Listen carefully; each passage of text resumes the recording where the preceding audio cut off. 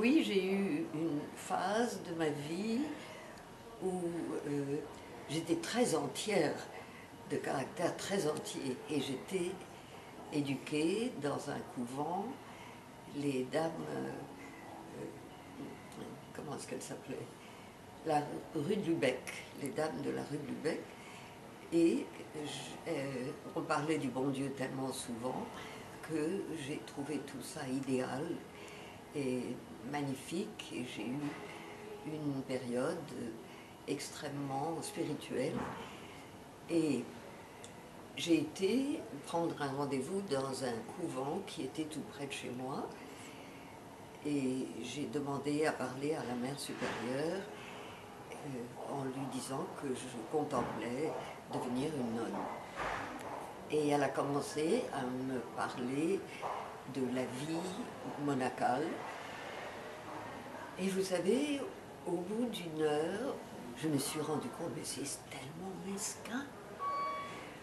C'est l'abnégation de la vie. Bon, il y avait une vie spirituelle si on était vraiment doué, mais la vie tout court, il n'y en avait pas beaucoup.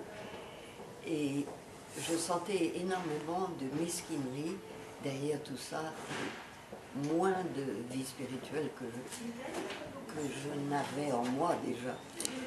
Et ça a été la fin de cette tentative de sainteté de ma part. Vous avez l'impression que c'est une vie, comment dire, réalisée? Non, au contraire, je trouve que c'est à moitié raté. Et je trouve que j'ai eu... quelquefois, je me rassure en me disant, ben, si des personnes comme Jean Renoir, comme Truffaut, comme Zanussi, comme René Clair, comme Louis Malle, et surtout aussi comme Ivory, avec qui je vais travailler à nouveau, si eux m'ont trouvé acceptable et m'ont choisi, c'est que bon, je dois avoir des qualités. Mais de moi-même, non, ce n'est jamais assez. Jamais assez bien. Mais quand même, d'avoir écrit le livre m'a donné une meilleure opinion de moi. Et il y a des moments bien heureux au cinéma. Quand on tourne, on a l'impression d'avoir échangé quelque chose de généreux et des sentiments riches.